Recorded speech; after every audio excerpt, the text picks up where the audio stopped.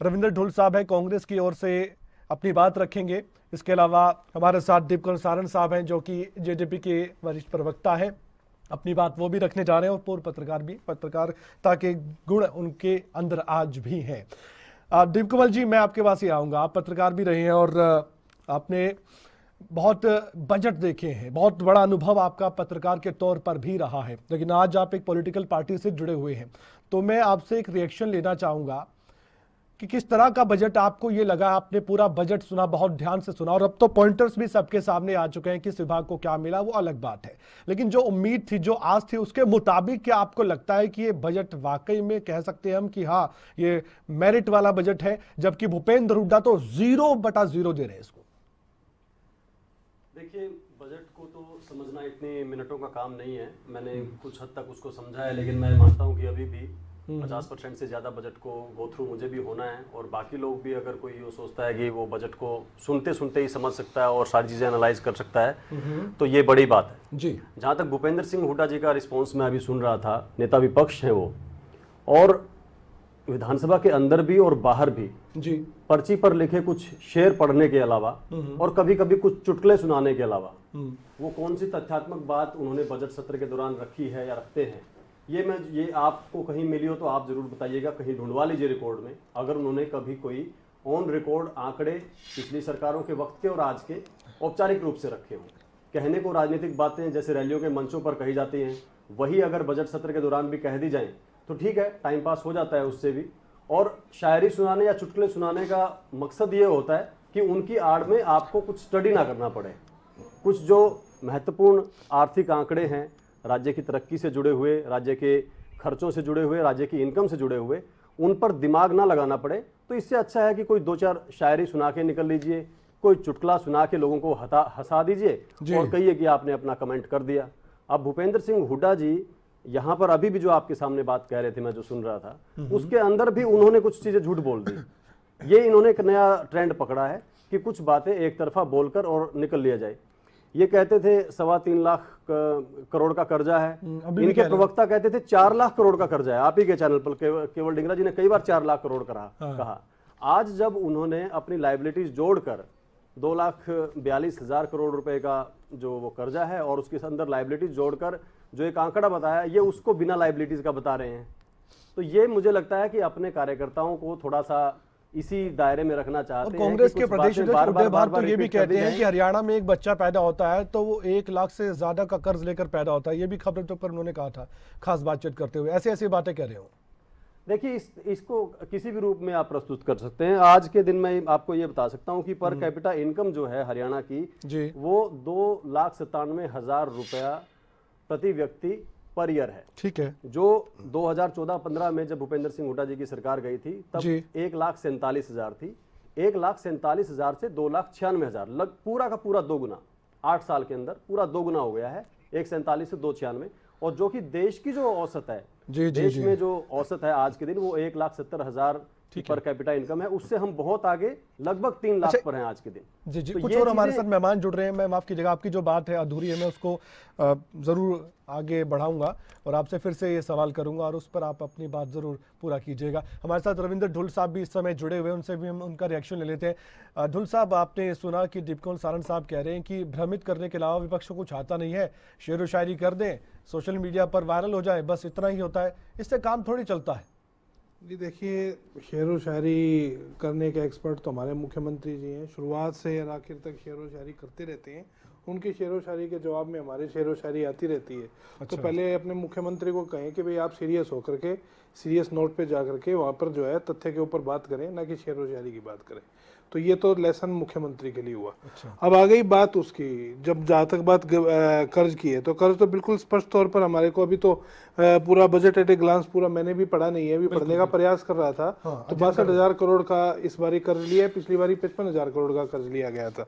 तो कर्ज लेकर के जो है बजट को बढ़ाया जाता है, एस्केलेट किया जाता है। दूसरी चीज जो बड़ी गजब की है, उसके ऊपर अभी हमने रिसर्च किया नहीं है, लेकिन अभी करके जितना मैं पढ़ पाया हूँ उसको मैं समझ रहा हूँ, तो लगभग जो जितने भी रिवाइज एस्टिमेट होने के बाद में जो एक्चुअल एक्सपेंस आ रहा है जो हर साल, तो इनका जो ये बजट दिखाते हैं उससे 15 से 20% तक जो है हर डिपार्टमेंट के अंदर कहीं ना कहीं मैं मानता हूं कि बजट लैप्स हो जाता है नॉन यूटिलाइजेशन के कारण। यानी कि कहीं ना कहीं एस्केलेट करके आपने बजट को बढ़ाया कि भाई हाँ हमने तो इसको 1,97,000 करोड़ लगा दिया, 83,000 करोड़ तक पहुंचा गया, लेकिन जब एक्चुअल एक्सपेंस होता है उससे 15 से 20% कम होता है। ये मेरे पास में पिछले 4 साल का डाटा तो मेरे पास में है, जहां भी आप उसको डाटा को नोट करेंगे हर जगह पर जो है जी को बजट नोट कर ले, उस पर हर जवाब जगह दीजिएगा। बजट एस्टिमेट ज्यादा है और एक्चुअल एक्सपेंसेस कम है। यानी कि बजट एस्टिमेट यदि आप 100 रुपए का दिखाएंगे और खर्च करेंगे केवल 50 रुपए का, तो आपने डेवलपमेंट पे 50 रुपया खर्च किया, ना कि 100 रुपया खर्च किया है। 50 रुपया आपने लैप्स कर दिया। तो ये पूरे 5-6 साल का लगातार ट्रेंड चल रहा है। इसके ऊपर डिटेल स्टेटमेंट हमारी द्वारा इशू की जाएगी बहुत जल्दी। तो अभी तो बहुत प्रिलिमिनरी स्टडी है, क्योंकि डिटेल बजट अभी आया नहीं है और केवल एक हम फाइनेंस मिनिस्टर के जो है स्पीच के ऊपर आधार बना करके यहाँ पर डिबेट करने का काम कर रहे हैं। लेकिन फैक्चुअल जो चीज़ है, फैक्चुअल चीज़ यहाँ पर रिपेमेंट देखिए पिछली बारी से कम एक बारी मैं आपको कमल जी आपको मैं एक बारी कोट ही कर देता हूँ, ऑफिशियल वो चीज़ जो यहाँ पर बात चल रही थी कि जो कर्ज लेकर के लगभग 36%, पिछली बारी बोरोइंग थी लगभग 32 से 33%। इसको थोड़ा समझाएंगे सर सरल शब्दों में, थोड़ा सा सरल शब्दों में 100 रुपया जो सरकार जो कमाती है उसमें से जो ले रही है सरकार, उसमें से 36 रुपया जो है सरकार कर्ज लेकर के जो है चला रही है उसके अंदर काम। अच्छा, कुल 100 रुपया जो सरकार का है उसमें से 36 रुपया सरकार का कर्ज का है। पिछली बारी था 32 रुपए। अच्छा। यानी कि समझिए कि लगभग 4% पिछली बारी से कर्ज बढ़ाने का काम किया सरकार ने। और रीपेमेंट के ऊपर आप देखिए, हर 100 रुपए के ऊपर से इस बारी 31 रुपया, पिछली बारी भी 31 से 32 रुपए के बीच में था, आपकी बारी भी 31 रुपए, कॉन्स्टेंटली 30 रुपए से अधिक, यानी कि 30% प्लस बजट जो है लगातार हर साल जो है रीपेमेंट के ऊपर जा रहा है बजट, जो आपकी रीपेमेंट के ऊपर। और इस बारी तो और गजब चीज करी है इन्होंने, एजुकेशन का बजट लगातार पिछले 4 साल से कमल जी आप चेक करेंगे, पिछले 4 साल से लगातार घटाया जा रहा है परसेंटेज में। 4 साल से फिगर के अंदर आप उसको बढ़ा रहे हैं लेकिन परसेंटेज में घटा रहे हैं। और यदि उसका एक्चुअल एक्सपेंस को यदि देखेंगे तो हर साल कम से कम 1000 से 1500 करोड़ रुपया जो है एक्चुअल एक्सपेंस में उसका एजुकेशन का हर साल लैप्स हो रहा है। जैसे पहले स्मार्ट क्लासेस की बात आई थी, स्मार्ट क्लास का 1500 करोड़ का पूरा बजट था, लैप्स हो गया। एक पॉइंट में नोट कर रहा हूं, प्ले स्कूल की बात कर रहे हैं, एक पॉइंट में नोट कर रहा हूं, उसके बाद अलग अलग विषयों पर हम बातचीत करेंगे, समय बहुत है हमारे पास। एक बार मैं सुनवाना चाहता हूं कि मुख्यमंत्री मनोहर लाल ने विधानसभा में क्या क्या बड़ी बातें कही है, क्योंकि किसानों को लेकर भी हम बात करेंगे, हम इसके अलावा ग्रामीण विकास को लेकर बात करेंगे, इसके साथ ही हम बात करेंगे स्वास्थ्य को लेकर भी कि आखिरकार हेल्थ सेक्टर के लिए क्या कुछ दिया गया है। ये सब कुछ जानकारी आपके सामने रखेंगे। जैसे कि हमारे गेस्ट हमारे साथ जुड़े हुए थे डी कमल जी और रविंद्र ढुल साहब, कुछ और मेहमान हमारे साथ अब जुड़ने भी जा रहे हैं, उनका भी परिचय मैं आपसे करवाऊंगा।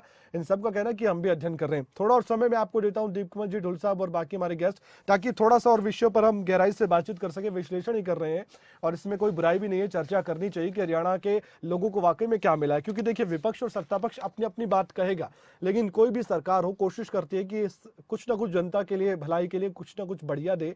और 2024 भी नजदीक है तो उस पर भी हम चर्चा करेंगे। लेकिन किसान को लेकर या अलग विषयों को लेकर मुख्यमंत्री मनोहर लाल ने बजट के दौरान क्या बड़ी बातें कही, एक बार वो जरा सुन लेते हैं।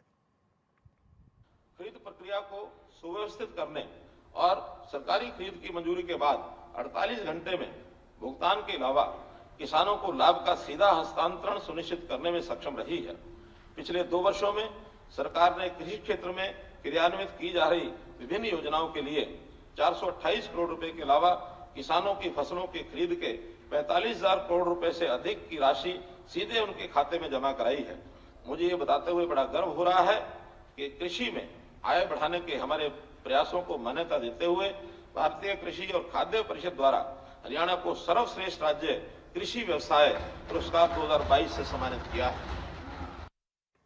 हरियाणा के मुख्यमंत्री मनोहर लाल ने प्राकृतिक खेती को लेकर भी कुछ अहम बात कही है, वो भी सुनते हैं। वर्ष 2023-24 में मैं प्राकृतिक खेती को अपनाने के लिए 20,000 एकड़ का लक्ष्य निर्धारित करने का प्रस्ताव करता हूं, जिसमें से 6,000 एकड़ पर प्रदर्शन किया जाएगा। कुरुक्षेत्र में गुरुकुल और करनाल के घरोंडा में 2 प्रशिक्षण केंद्र स्थापित किए गए हैं। वर्ष 2023-24 में चौधरी चरण सिंह कृषि विश्वविद्यालय हिसार, हरियाणा कृषि प्रबंधन एवं विस्तार प्रशिक्षण संस्थान जींद और सिरसा के मांगियाना में 3 और प्रशिक्षण केंद्र स्थापित करने का प्रस्ताव है। मंत्री मनोहर लाल ने ये भी कहा था कि ये जो बजट है ये अंत्योदय की भावना से प्रेरित बजट है। क्यों ऐसा कहा गया वो भी जान लेते हैं। परिवार पहचान पत्र में सत्यापित डाटा के आधार पर 1.80 लाख अर्थात 1,80,000 रुपए तक की वार्षिक आय वाले परिवार के सदस्यों की मृत्यु या दिव्यांग होने पर सहायता प्रदान करने के लिए दीनदयाल उपाध्याय अंत्योदय परिवार सुरक्षा योजना नामक एक नई योजना शुरू करने का प्रस्ताव करता हूं। ये योजना मृत्यु या स्थायी दिव्यांगता के समय व्यक्ति की मृत्यु के आधार पर सहायता प्रदान करेगी। प्रस्तावित सहायता 6 वर्ष की आयु से 1 लाख रुपए और 6 वर्ष से अधिक और 18 वर्ष तक 2 लाख रुपए, 18 वर्ष से अधिक और 25 वर्ष तक 3 लाख रुपए, 25 वर्ष से अधिक और 40 वर्ष तक 5 लाख रुपए, 40 वर्ष से 60 वर्ष तक की आयु के लिए 2 लाख रुपए होगी। इस लाभ में 18 से 40 वर्ष की आयु वर्ग में प्रधानमंत्री जीवन ज्योति बीमा योजना के तहत मिलने वाली 2 लाख रुपए की राशि भी शामिल है। परिवार पहचान पत्र में सत्यापित डाटा के आधार पर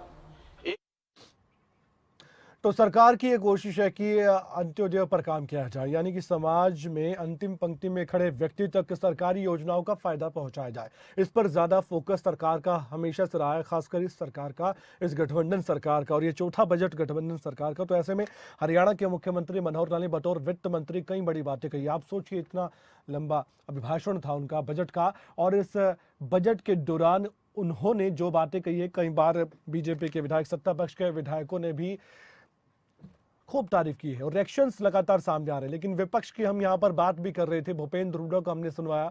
इसके अलावा सत्ता पक्ष की बात करें तो हमने कई नेताओं को अभी तक सुनवाया है।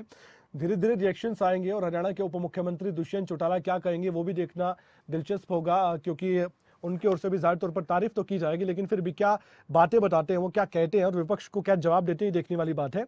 इस पर भी हमारी नजर बनी रहेगी।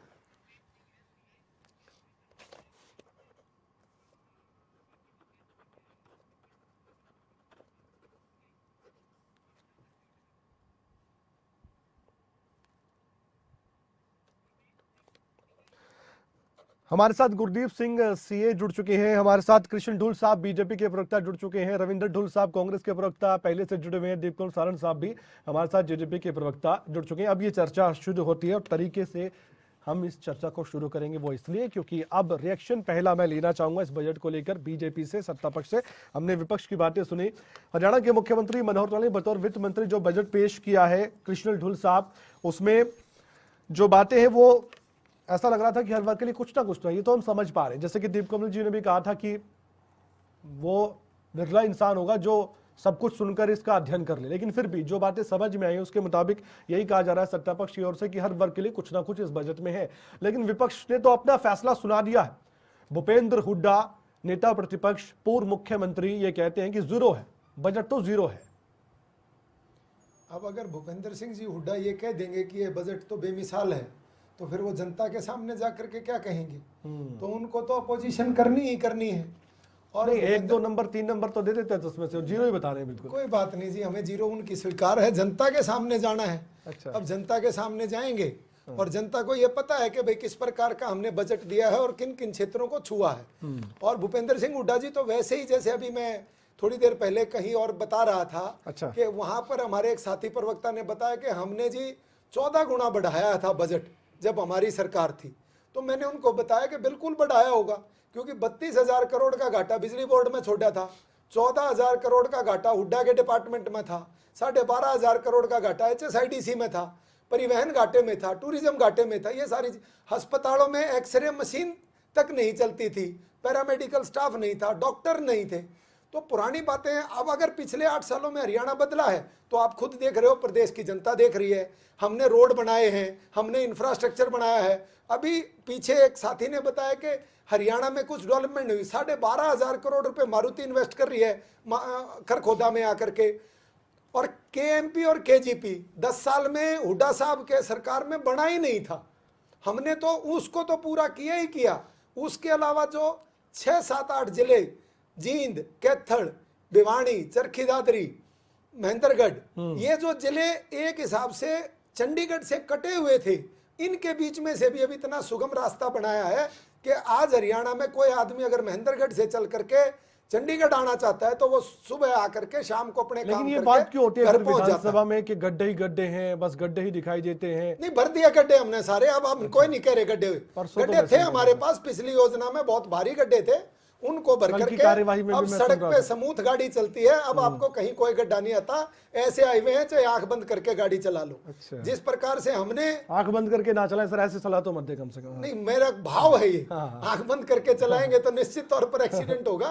ये भाव है कि इतना स्मूथ हरियाणा बन चुका है कि पहले जहां गड्ढे थे, आप देखिए कि रोहतक से कलानौर जाते ही पता चल जाता था लोगों को कि वो रोहतक से, यानी कि सीएम का जिला बदल गया है। अच्छा, ये आप, मैं वहां रोहतक का खुद रहने वाला हूं, अच्छा। कलानौर से निकलते ही एकदम से रोड टूटा हुआ आ जाता था। तो मतलब जिस प्रकार का भेदभाव, क्षेत्रवाद, जातिवाद जो किया था, वो माननीय मनोहर जी ने जो हरियाणा एक और हरियाणवी एक का ठीक है। नारा दिया है, उसको चरितार्थ करने वाला ये बजट है। सबके लिए मनोहर बजट है, सबके मुस्कान लाने वाला अमृतकाल का हमारा ये बजट है। चलिए, हम अध्ययन सभी कर रहे हैं और उम्मीद करते हैं ऐसा ही हो, और सभी के सभी इस बजट को पढ़ भी रहे हैं, और बीच बीच में समय मिल रहा है तो सभी देखिए, हम दीप कमल जी भी पढ़ रहे हैं उसको बहुत अच्छे तरीके से। सीए साहब भी हमारे साथ जुड़े हुए हैं। कर्ज को लेकर बहुत सी बातें होती है यहाँ पर। गुरदीप जी, कर्ज लेना क्या मजबूरी सरकार की होती है? कोई जानबूझकर कर्ज लेता है क्या? कि कर्ज का मुद्दा भी हरियाणा में खूब उठता है, इससे बजट पेश होने से पहले भी उठा और बजट पेश हो चुका है तब भी उठ रहा है। भूपेंद्र हुड्डा बार बार इस बात को दोहराते हैं कि मैंने आंकड़ा दिया, इतना कर्ज अब सरकार ने मान लिया। हालांकि इस पर जरूर तर्क वितर्क होते रहते हैं, लेकिन आप बताइए सर, ये कर्ज का मुद्दा है क्या? क्या ये जनता से जुड़ा मुद्दा है? क्या वाकई में हर नागरिक को फर्क पड़ता है कि सरकार ज्यादा कर्ज ले तो, या बोझ पड़े प्रदेश पर? नमस्कार जी। जी नमस्कार। आपने मुद्दा उठाया कर्ज का, जी। ठीक है ना? अगर मैं फाइनेंशियल टर्म्स में बात करूं, क्योंकि चार्टर्ड अकाउंटेंट हूं, तो फाइनेंशियल टर्म्स में पहले इसको मैं समझाता हूं। बिल्कुल समझाइए सर। बजट हमारा क्या होता है? आय और व्यय का एक लेखा जोखा। जी गुरदीप जी। उसमें एक साइड में हम अगर रखते हैं तो रखते हैं कि हमारे इतने इस साल के खर्चों का प्रावधान है, उसमें चाहे कैपिटल के हों चाहे रेवेन्यू के हों, और दूसरी तरफ हम रखते हैं कि हमारे पास वो पैसा कहाँ से आएगा। स्पेसिफिकली अगर मैं अभी हरियाणा के बजट की बात करूं, तो हरियाणा के राजस्व में जो कलेक्शंस हैं, अगर मैं कहूं कि 1 रुपया हम रिसीव कर रहे हैं, तो 1 रुपये में से तकरीबन 43 पैसा जो है हमारे पास वो कर से आता है। मैं हमारे से मतलब हरियाणा से बात कर रहा हूँ। और अगर मैं गलत ना हूँ तो तकरीबन 37% के करीब हमारा कर से है, 7-8% के करीब हमारा सेंट्रल गवर्नमेंट से ग्रांट्स और वो चीज़ें हैं, और बाकी छोटा मोटा कलेक्शंस होती हैं। जो भी हमारा राजकोषीय घाटा होता है, क्योंकि हमारे जब भी किसी भी स्टेट में या सेंट्रल में भी अगर बजट रखा जाता है तो उसमें घाटा ही है। सेंटर का हम देख ले तो 5 या 6% का घाटा था। इसमें इस साल का हरियाणा का जो दिखाया गया 2.96% के करीब वित्तीय घाटा दिखाया। जो पक्ष और प्रतिपक्ष की हम बात करते हैं, तो जैसे कल बजट सेशन का जो सेशन चल रहा था हरियाणा विधानसभा में, उसमें भी इसी बात पे एक चर्चा हुई थी कि एक सरकारी आंकड़े कुछ बता रहे थे, और प्रतिपक्ष अध्यक्ष भूपेंद्र हुड्डा जी ने बताया कि 3 लाख करोड़ का कर्ज है। ठीक है, कर्ज लेना तो पड़ता ही है गवर्नमेंट को, क्योंकि अगर गैप नहीं होगा, क्योंकि गैप इसलिए होता है क्योंकि इन्वेस्टमेंट्स करनी है, ग्रोथ करनी है। चाहे हम पर्सनल लेवल पे भी करें तो इन्वेस्टमेंट्स, आज पहले एक सिस्टम होता था पर्सनल लेवल पे, हमारे बुजुर्ग कहते थे कि भाई लोन नहीं लेना, लेकिन आजकल इंडस्ट्रियल ग्रोथ, ये सारी चीज़ें कर्ज के बेसिस पे ही चलती हैं। लेकिन उसका ये है कि जो कर्ज से हमारी ग्रोथ हो रही है उसमें जो इंक्रीज है, और जो दूसरी तरफ हमारा कर्ज का जो हम ब्याज दे रहे हैं उसका बैलेंस होना जरूरी है। तो कर्ज एक जरूरी व्यवस्था है। गुरदीप जी, जैसे यहाँ पर मैं थोड़ा सा बता दूं दर्शकों को भी, और आपसे मैं जानना भी चाहता हूँ कि इसका क्या मतलब है। राज्य का अपना जो कर राजस्व है वो 42% मान लीजिए 100% में से। इसके अलावा जो गैर कर राजस्व है वो 7.2% मान लीजिए, जिसमें बताया गया, मैं एक्चुअल बता भी रहा हूँ आपको, जो अन्य प्राप्तियां हैं वो 3.51 है, और केंद्र से जो विचलन है यानी कि डिविएशन फ्रॉम सेंटर है वो 11.51 है, और जो उधार लिया गया है वो 35.96 है। जो अपना जो कर राजस्व है सरकार का वो 42 है, और जो उधार लिया है वो 35.96 है। ये कैसे समझाएंगे आप, कैसे बताएंगे सर हमारे दर्शकों को ये क्या है? देखो, मैं वही बता रहा हूँ, जो 43% या जो भी फिगर 1-2% ये फिगर मैं बता रहा हूँ, 36%। नहीं, मैं राज्य एजेंसी कर के थ्रू कह रहा हूँ। जी जी, वो तो हमारे टैक्सेस हैं, चाहे वो हमारे वैट के थ्रू आ रहे हो या दूसरे सोर्सेस के थ्रू, जो व्यक्तियों से या इंडस्ट्री से हम लेते हैं। ठीक है। उधार हम बैंक से भी लेते हैं, सेंटर से भी लेते हैं, और दूसरे हमारे जो भी स्रोत हैं उनसे भी लेते हैं। वो जो आप 36% की फिगर 35, हाँ जी 36। ग्रांट्स देती है जो सेंटर से हमारे को फंड्स मिलते हैं, वो आप जो 7-8% का कह रहे हैं। हाँ हाँ। और जो 2-2.5% का रहता है, ये मैं ये मानता हूँ कि जैसे स्टैंप ड्यूटीज होगी, ये स्टेट ड्यूटीज होगी, इनसे जो हमारी कलेक्शन होती है, अगर हम सरल भाषा में करें तो ये इसका बाइफर्केशन है। हाँ जी जी। अब मुझे ये बताइए सर, अब इसमें से अगर जो 36 रुपए, मान लीजिए 100 रुपए में से 42 तो टैक्स आ रहा है और बाकी अदर चीज छोड़ दीजिए, और 36 रुपए हमने उधार ले रखा है, ये बैलेंस है किसी भी राज्य के लिए?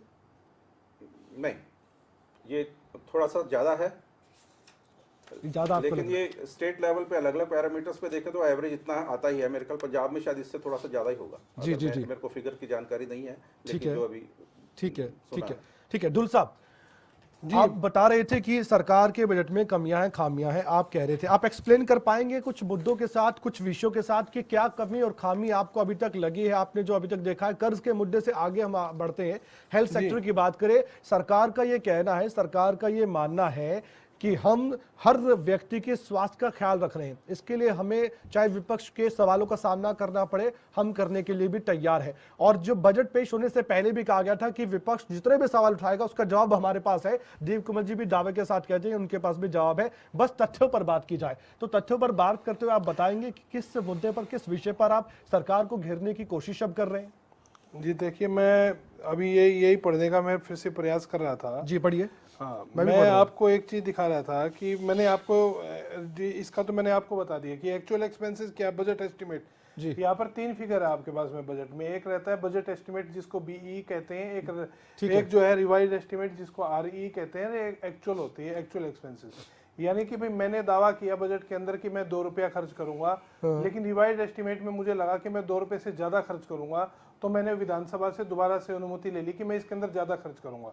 लेकिन जो एक्चुअल एक्सपेंस आते हैं वो उससे जाते हैं कम।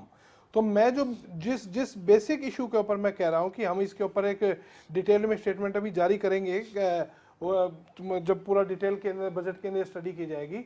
यदि पिछले कई सालों का लगातार का ट्रेंड भी हम देखें, बजट एट ग्लांस में आपको भी शेयर कर सकता हूं, सभी को शेयर कर सकता हूं, हर बारी जो है रिवाइज एस्टिमेट होने के बावजूद भी बहुत बड़ा बजट जो है लैप्स हो जाता है नॉन यूटिलाइजेशन के कारण, चाहे वो हेल्थ का हो चाहे वो एजुकेशन का हो।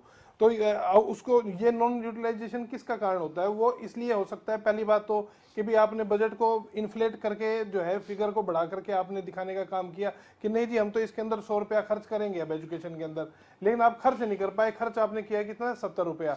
तो जो 30 रुपये का जो बजट लैप्स हुआ है वो भी सरकार की कमी और कमजोरी के कारण होता है, अदरवाइज नहीं होता। 4 साल का मेरे पास में यहाँ पर पड़ा हुआ है, यदि आप किसी भी साल का कोई भी कंपेरेटिव स्टडी करेंगे, हर जगह हर डिपार्टमेंट का बजट लैप्स हो रहा है, जो कि अपने आप में एक बहुत बड़ी समस्या है। ठीक है, उस समस्या को इनको कॉप करना इनके लिए बहुत महत्वपूर्ण है। दूसरी चीज जो है, अब की बार इन्होंने कहा है कि जी रेवेन्यू रिसीप्ट जो है हमारी 1,09,122 करोड़ रुपए हो जाएगी। पिछली बार का जो एस्टिमेट था, देखिए आप पिछली बार का जो है 2022-23 का जो एस्टिमेट था इनका, वो था 1,06,424 करोड़ रुपया। ठीक है। लेकिन जो इनका रिवाइज एस्टिमेट था वो केवल 97,000 करोड़। यानी कि आपने दावा किया जी मैं तो 1,06,000 करोड़ रुपए लेकर के आऊंगा एज ए रेवेन्यू रिसिप्ट, लेकिन लेकर के कितने आए? Revise estimate 97,000 crore. इसका एक्चुअल जो फिगर आएगा वो अगले बजट के अंदर आएगा।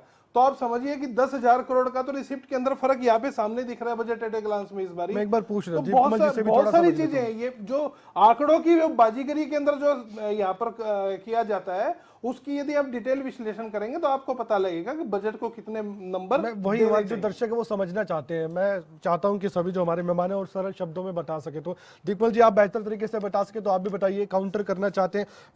ये भी कहा गया कि एजुकेशन का बजट घटाया गया, और ये भी कहा गया कि सरकार ने आंकड़ों की बाजीगरी की है। ये विपक्ष क्यों कहता है बार बार? देखिए, विपक्ष का तो जैसे ढुल साहब ने कहा कि हाल यही है कि वो तारीफ तो कर ही नहीं सकते, लेकिन उससे भी ज़्यादा चिंता की बात यह है कि हुड्डा साहब ने बजट को 0 अंक क्यों दिए।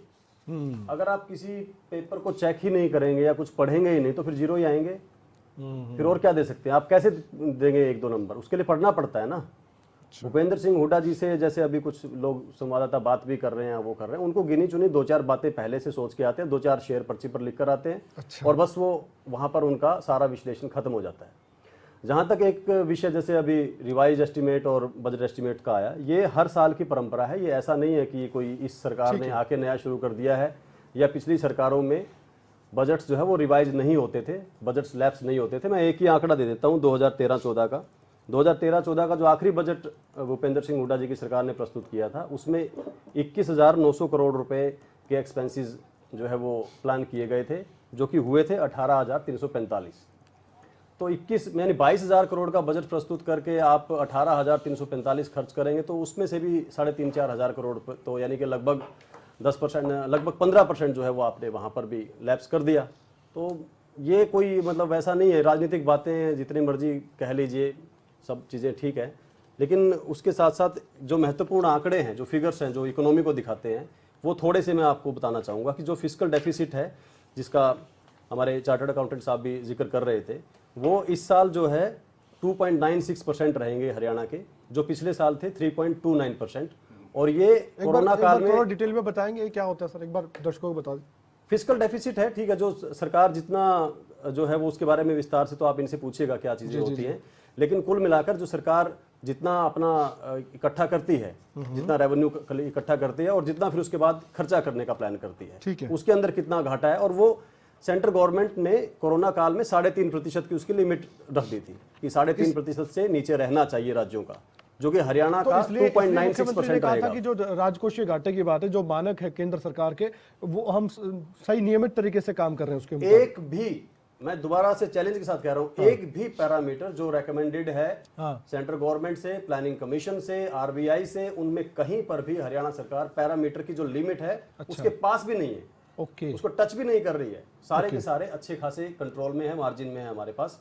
एक जैसे मैं ये बता रहा हूँ 3.5% पे इसकी लिमिट है, उसमें हम 2.96% है, जो कि कोरोना से पहले 3% परमिटेड होता था, कोरोना के बाद 3.5 कर दिया गया उसको केंद्र की तरफ से। अब हम कोरोना से पहले वाले बजट का जो टारगेट था 3%, उससे नीचे उसमें आ गए हैं।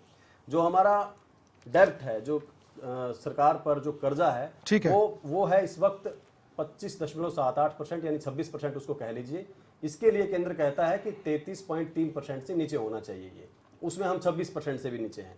कैपिटल एक्सपेंडिचर जो है वो हरियाणा सरकार का लगभग 58,000 करोड़ रुपए है और रेवेन्यू एक्सपेंडिचर इस साल का 1,26,000 करोड़ रुपए है। इसके अलग अलग मायने हैं, वो आप उसको देख सकते हैं। ठीक है सर, मैं इसको विस्तार से आगे जी इस चर्चा को आगे मैं विस्तार से एक चीज के साथ में 10 सेकंड में 2 बातें और रख देता हूं। कृषि मंत्री के पास जाना मुझे, जी बताइए। हाँ, 2 बातें और बस। जी। जो हुड्डा साहब ने आखिरी बजट अपना प्रस्तुत किया था 13-14 में, उस वक्त कैपिटल एक्सपेंडिचर था हरियाणा गवर्नमेंट का 6,900 करोड़ रुपए, 6,900 करोड़ रुपए, जो मैंने 21,800 टोटल बताया था। उसमें से जो कैपिटल एक्सपेंडिचर यानी नए निर्माण के लिए जो होता है, मैं इस पर राज्य की संपत्तियां बनाने के लिए, इंस्टीट्यूट्स, सड़कें और जो इंफ्रास्ट्रक्चर है उसके लिए, वो 6,900 करोड़ रुपए था सिर्फ। ठीक है, आज के दिन वो एक आज कृषि मंत्री जी 57,000 करोड़ रुपए, उनकी बातें सुन लेते हैं, फिर मैं आपको 7,000 करोड़ रुपए से बढ़कर 57,000 करोड़ रुपए है आज के दिन। मैं कंटिन्यू करूंगा इस बात को आपकी, और किसानों के मुद्दे पर भी बात करेंगे। कृषि मंत्री जेपी दलाल इस समय हमारे साथ जुड़ चुके हैं। अनिल, ओवर टू यू, बातचीत कीजिए।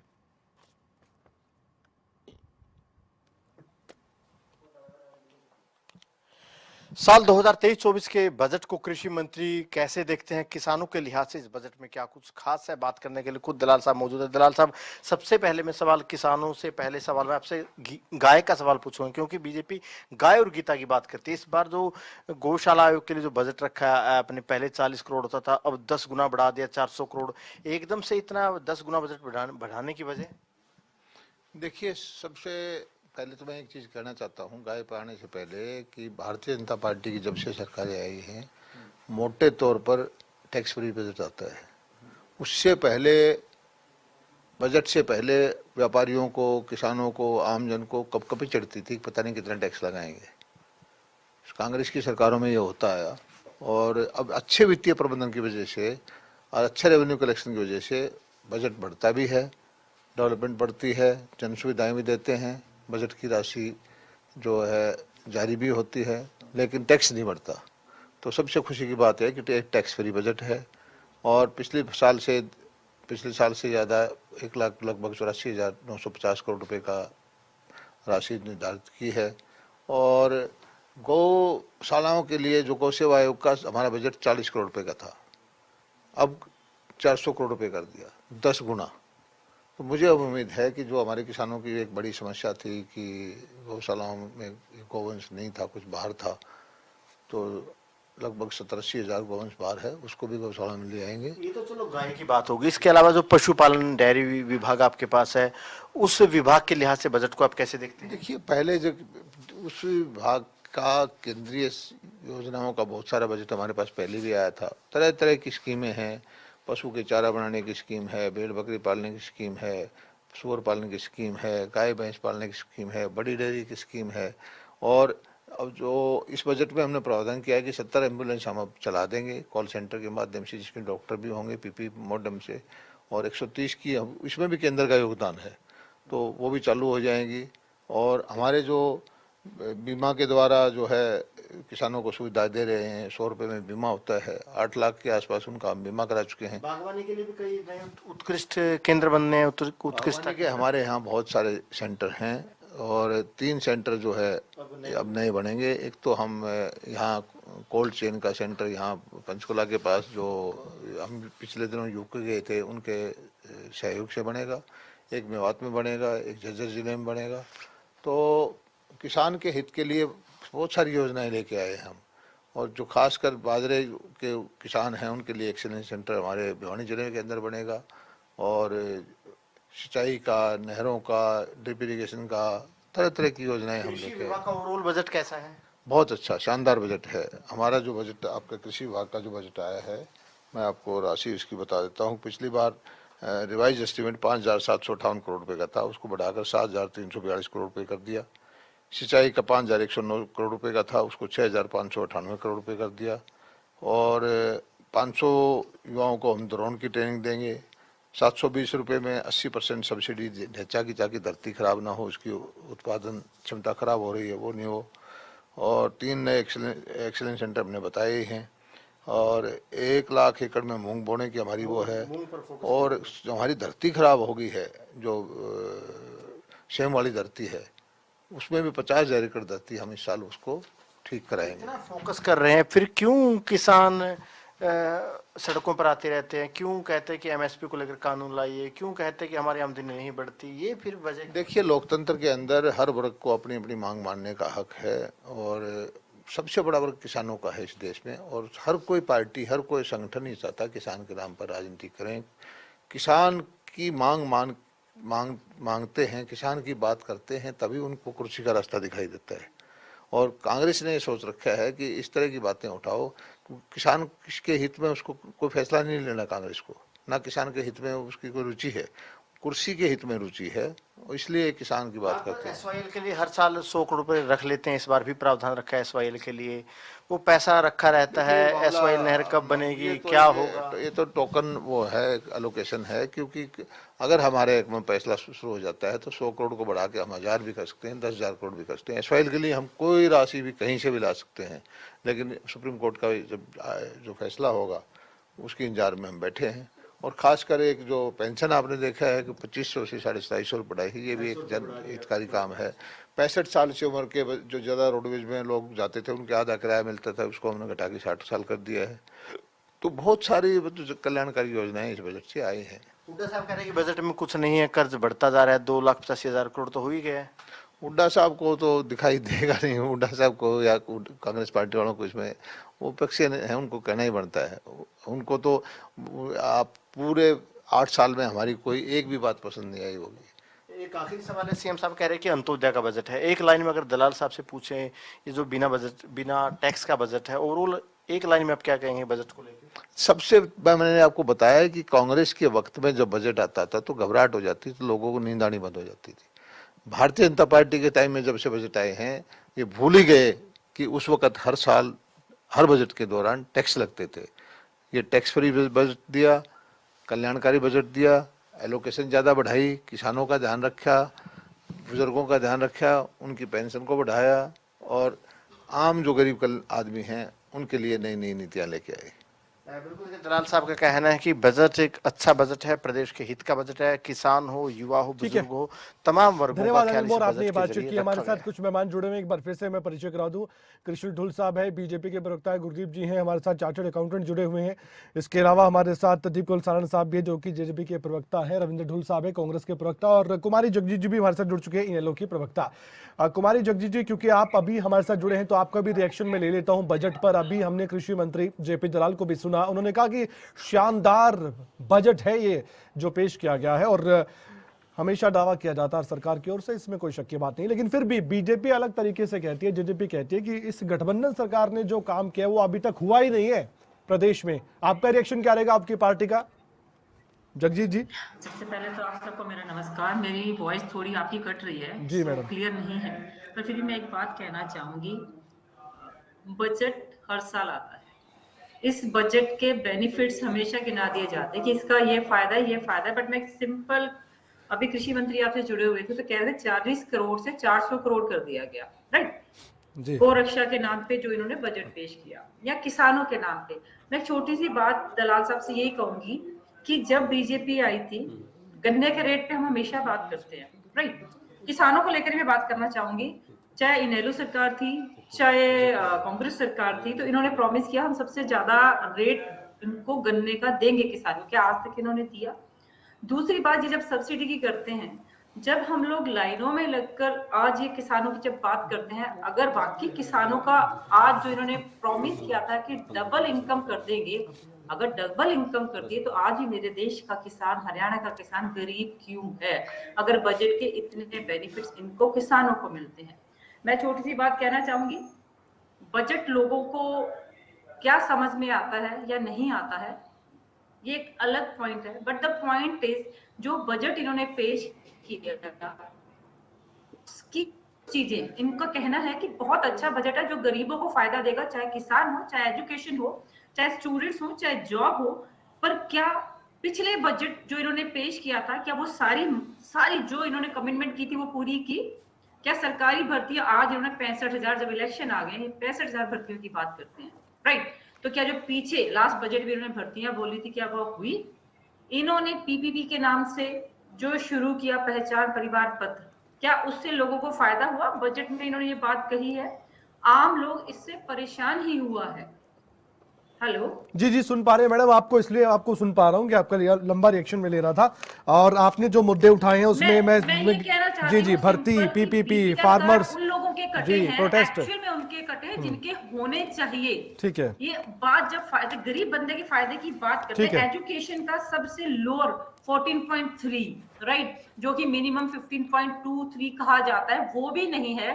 तो ये किस बजट की बात? मैं ये नहीं कहूंगी कि हम ऑपोजिशन में है इसलिए ये बात कह रही, मैं इसलिए कहना चाहती हूँ कि being a human being, education, medical, किसान, ये चीजें हमारे देश की सबसे प्रायोरिटी पे होनी चाहिए। क्या जो ये उस बजट को जो ये करते हैं, आपको लगता है कि इन तीनों में से कुछ भी अच्छा नहीं है? एजुकेशन है, मेडिकल है, या फिर कृषि है, इन तीनों विभाग में कुछ अच्छा काम नहीं किया सरकार ने? देखिए, जो अच्छा किया है वो भी अभी मैं आप ही की इनकी सुन के हैरान रही हूँ कि गौ रक्षा के नाम पे 40 से 400 मैं इन तीनों की बात कर रहा हूँ, फिर आप गौ रक्षा पे चले जाते हैं। क्या सड़कों पे क्या गौ घूमनी बंद हो जाएंगी? गायें आज भी सड़कों पे घूम रही हैं। उस बजट का बेनिफिट ये लेते होंगे या इनके नेता? ठीक है, मैं एक बार मैं रिएक्शन ले लेता हूँ, सत्ता पक्ष से भी विपक्ष ये बात कह रहा है। तो कृष्ण ढुल साहब, आपने सुना क्या कुछ कहा जा रहा है कांग्रेस और इनेलो की तरफ से? ये कह रहे हैं कि इसमें कुछ दिखाई नहीं देता। चलिए, हम विपक्ष में हम तो चलो तारीफ नहीं करेंगे, लेकिन अभी बता दीजिए एक इंसानियत होने के नाते कि इसमें है क्या जो बताने के लिए कि एक अच्छा काम किया होगा बजट में? कोई बेनिफिट विपक्ष को दिखाई नहीं देता। ये बात जब जनता के बीच जाती है तो जनता तक ये मैसेज तो पहुंचता है ना कि हाँ कुछ है ही नहीं इसमें, फिर आप कहते हैं बहुत कुछ है। हमें समझाइए, कुछ बेनिफिट्स इनको बताइए जो आपके साथ, आपके साथी जो विरोधी जुड़े हुए हैं, राजनीतिक तौर के विरोधी। कमल भाई वो कहते हैं कि भाई सामण का अंधन है, सब कुछ रह दिखा करे। अच्छा, तो कहानी क्या है कि विपक्ष को तो बजट में कुछ दिखेगा नहीं। कैसे दिखे? वो कैसे मान ले बढ़िया होने लग रहा है, फिर जनता के बीच में जिस दिन भाई ये कह देंगे कि बढ़िया होने लग रहा है, फिर तो उन्हें वोट मिले नहीं, कहेंगे भाई ये बढ़िया करे तो इन्हें दे दो। तो मैं यूं कह रहा था कि भाई बजट, मैं अब आंकड़ों में नहीं जा रहा हूँ, क्योंकि आंकड़े बहुत जनता को समझ नहीं आते हैं। किसानों की मैं बात कर रहा था, वैसे किसानों को लेकर आप क्या कहेंगे? मैं वही कह रहा हूँ, आंकड़ों पे नहीं जा रहा है कि कितना इन्फ्लेशन हुआ, क्या परसेंट बढ़ा, कितने करोड़ बजट पे कितने करोड़ बढ़ गया, ये सारी चीजें नो डाउट बुक्स में है, ग्राउंड पर ये चीजें हैं, बिल्कुल है। पर मैं ग्राउंड की बताता हूँ। भाजपा की सरकार आने से पहले एक छोटा सा उदाहरण देता हूँ पंचकूला का। मैं पंचकूला में रह रहा हूँ।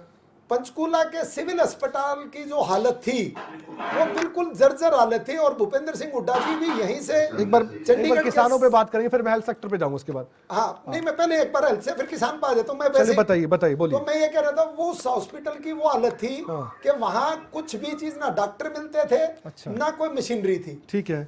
आज वहां पर एक ही लाइन में बता रहा हूँ, करीब करीब 4,500 से ऊपर की ज्यादा ओपीडी है पंचकूला के हॉस्पिटल की। यानी कि इस पूरे इलाके को पीजीआई के बाद कैटर करने वाला सबसे बड़ा हॉस्पिटल। एक मिनट बहन जी, एक मिनट। उसके बाद हमने ये कहा, जो आपने खोले, क्या वहाँ पे वैकेंसीज पूरी हो चुकी है? सुनना चाहिए ना, सरकारी आज के 10 साल से न्यूरो सर्जन नहीं है वहाँ पे। ठीक है जगजीत जी, आप अपना पॉइंट रखिएगा, आप नोट कर लीजिए। मैं वो बता रहा था। उसी तरह आज उन्होंने एक न्यूरो सर्जन की बात उठा दी कि भाई न्यूरो सर्जन नहीं है पंचकूला में, सुपर स्पेशलिस्ट डॉक्टर नहीं होगा, छोटा जॉब रखिए। हाँ, मैं ये कह रहा हूँ। और जो किसान की बात आपने करी, जी। किसान को लिए जितना भारतीय जनता पार्टी की सरकार ने किया है, उतना आज तक की हरियाणा बढ़ने के बाद बीजेपी और जेजेपी सरकार ने जो करके दिखाया वो आज तक नहीं हुआ। एमएसपी मांग रहे हैं, जो प्रोटेस्ट करते हैं कई बार किसान, वो किसान कौन है? देखिए, प्रोटेस्ट तो अभी हमारे कृषि मंत्री जी ने भी कहा, माननीय मुख्यमंत्री जी ने भी कहा, और किसान आंदोलन के बाद यूपी में हमारी थंपिंग मेजोरिटी के साथ सरकार आई है। तो किसान आंदोलन के नाम पर जो राजनीति करने वाले दल थे, उनके चेहरे खुल के आए हैं। कौन है? किसान राजनीति के जो बड़े चेहरे थे, जिन्होंने चुनाव लड़ा, जनता ने उनकी जमानतें जब्त कराई हैं। किसानों की किसान मुझे इतना बता, किसान अब लीडर तो 2023 लग गया, एक नारा था 2022 तक आय दोगुनी कर देंगे, वो हो गई क्या? मैं सिर्फ इतना पूछना चाहता हूँ। मैंने ये कहा, आय दुगनी उस अगर स्टेटिकल आंकड़ों के मुताबिक करेंगे तो हो गई। कैसे? मैंने कहा ना कि जैसे अगर हम बात करें, एक कृषि की एकड़ के ऊपर जो खर्चा होता है, और उसके ऊपर जो हमारी आमदनी आती है 2 फसलें लेने के बाद, मतलब ऑलमोस्ट आप दावा करते हैं, मैं दावा कर रहे हैं, मैं बताता हूँ, खबरें तक पर कि आय दोगुनी हो गई है। मैं ये कह रहा हूँ, टेक्निकली शब्दों को अगर आप हेरफेर, जैसे इन्होंने रविंदर भाई बता रहा था कि आंकड़ों की बाजीगरी है, मैं आंकड़ों की बाजीगरी था तो शायद ना भी हो, पर एक्चुअल में अगर मन ने ठेका 70,000 रुपया का दे रखा है, अच्छा, 1 किले का, ठीक है, तो नो डाउट जिसने ठेका ले रखा है उसको तो 70,000 नहीं बचेंगे ना। अच्छा, लेकिन अगर मेरी फसल 35 की हो रही है तो मन ने तो 70,000 बच गए। इस पर मैं एक रिएक्शन लूंगा, मैं एक रिएक्शन लूंगा बाद में। मैं वही कह रहा था, एक और चीज करूंगा सर, 10 सेकंड में सर पूरा कीजिए, बहुत उसके बाद मैं समय कम है। और जो शिक्षा की बात हमने करी, महिलाओं के लिए हमने हर जिले में 30 किलोमीटर तक का एक कॉलेज खोला है। हमने स्कूलों के इंफ्रास्ट्रक्चर के लिए पहली बार, ठीक है, 750 करोड़ रुपए हमने जारी करवाए। जो पॉइंट के साथ मैं आऊंगा, जो एजुकेशन में टीचरों की कमियां थी उसको पूरा